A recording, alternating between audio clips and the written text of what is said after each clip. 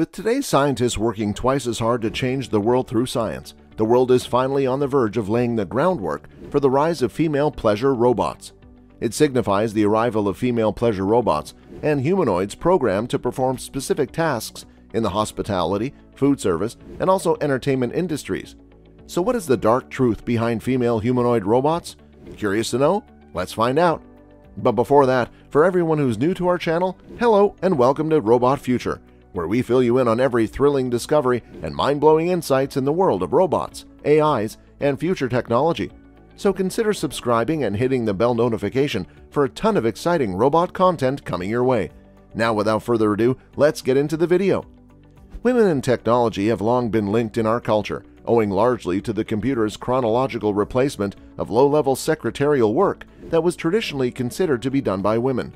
This association does not stop there. From almost entirely female phone operators throughout the 20th century to Siri, Alexa, and Cortana, women have been associated with technology. Society has grown accustomed to interacting with technology via a woman's incorporeal voice. The fear of the female is projected onto technology as a result of this feminization, and thus the fear of artificial intelligence was transformed into a paranoid terror of femininity. Lars, a socially awkward bachelor who believes a plastic blow-up doll is his real girlfriend, is played by Ryan Gosling in the excellent film Lars and the Real Girl. His delusions allow him to maintain a relationship with the doll while friends and family react with varying degrees of concern. A true story Lars may not seem so naive in the near future. Technology might soon be able to provide him with the functional equivalent of a human partner. A number of vendors were exhibiting wares at the massive consumer electronics show CES 2016 that have the potential to make some lonely humans a little less lonely. There's long been a fascination with robots and their potential to replace and collaborate with humans in fiction and film. There has frequently been a thread running through these relationships. Consider Brent Spiner's portrayal of Star Trek: The Next Generation's android Lieutenant Commander Data. One of the show's 7-year running themes was Data's efforts to develop a more emotional connection with others. Characters in the critically acclaimed films Her and Ex Machina have recently formed bonds with artificial life forms. Perhaps this reflects many people's feelings about love. It could also explain the widespread use of devices, videos, and plastic dolls as surrogates. Smartphone-operated pleasure devices is recent popular technological innovations. When it comes to relieving their tension, many people simply want to avoid other people. To paraphrase the risque cult classic Rocky Horror Picture Show's scientist Frank N. Furter. Furter creates his own robot, a beefcake blonde that he proudly displays. The world appears to be on the verge of making fiction a reality, with full-fledged robots serving as partners. True Companion has had a robot called Roxy for a number of years, but the phenomenon has yet to take off. This year, however, has seen the appearance of a robot with a human appearance that some observers have dubbed Beauty. Japanese inventors have created a robot that resembles a woman, as seen in the video titled "Japanese Robot Girl Can Do Anything for You." The video begins with the question, "Are you sick of looking for a girlfriend? What are your options?" The inventors appear to have an answer for you. This development has numerous implications. Pleasure video is still prevalent in technology and business. It is, of course, the result of persistently high demand. Consider that pleasure is expected to be a major driving force in the expanding virtual reality sector. We now have robots, and it would not be an exaggeration to say that they have the potential to be the next killer app. The idea of controlling a ready robot partner via a mobile device may appeal to some people. There are legitimate concerns here. Pleasure has historically been a complicated and awkward subject as society balances human desire against moral behavior. When it comes to please, what is reasonable and what is excessive? When do we dehumanize procreation to the point where it has no meaning or is simply cruel? Campaign Against Humanoid Robots, a new organization, has emerged to address some of the concerns. The development of humanoid robots increases the objectification of women and children. The vision for humanoid robots is emphasized by a reference of please robots, which relies on recognizing only the needs and desires of the buyers of pleasure, while the sellers of pleasure are denied subjectivity and reduced to a thing. The development of humanoid robots and the ideas that support their production highlight the immense horrors that still exist in the world of human trafficking, which is based on women's and children's perceived beauty and thus justifies their use as objects.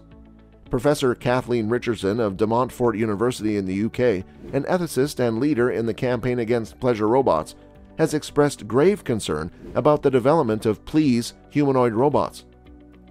"We believe that the development of such robots will contribute to the deterioration of relationships between men, women, and children," she said.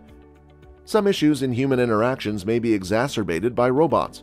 Marriage and birth rates are already declining in many developed countries, posing a potential economic threat. The growing use of robots may exacerbate this deterioration in the very relationships that allow us to survive. Animals and even inanimate objects are easily anthropomorphized by humans. Faces can be found in almost anything, from clouds to door handles. In the film Castaway, Tom Hanks' character appears to be able to overcome great adversity by naming his volleyball Wilson and carrying on a conversation with him throughout his 4 years of isolation. Psych Central reports that anthropomorphism has numerous implications. Thinking of a non-human entity in human terms, for example, makes it worthy of moral care and consideration. Furthermore, anthropomorphized entities take responsibility for their own actions. In other words, they become deserving of both punishment and reward.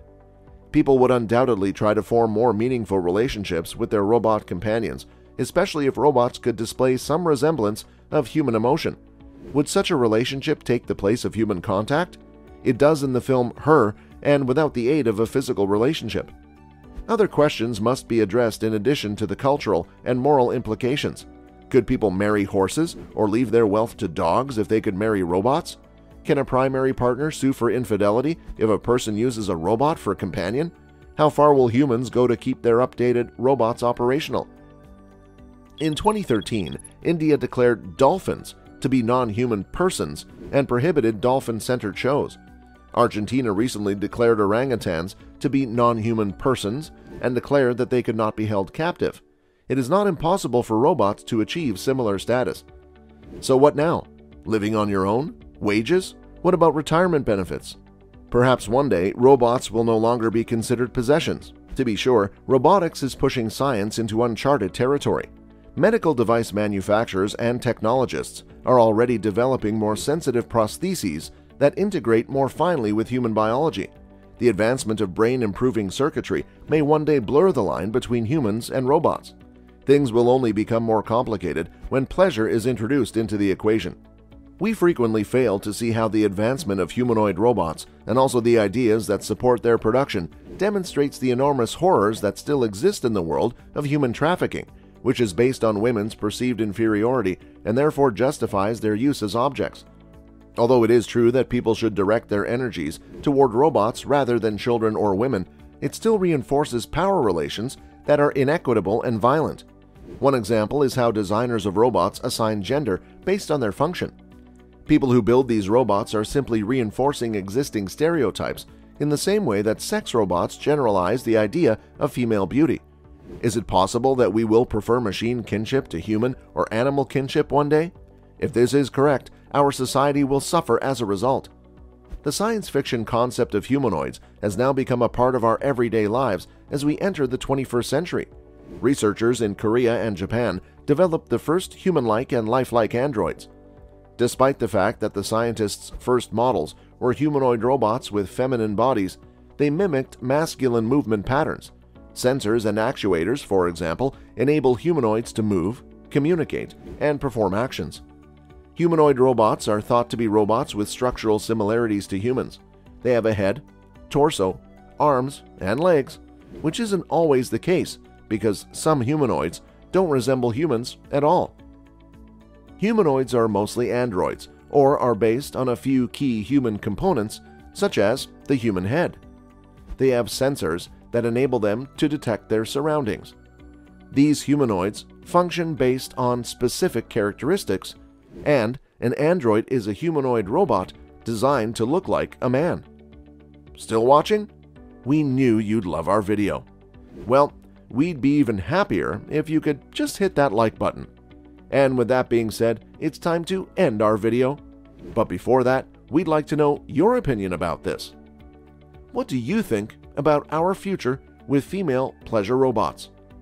Let us know in the comments, and make sure to subscribe to the channel for more amazing videos just like this. We'll see you in our next video. Take care, and goodbye.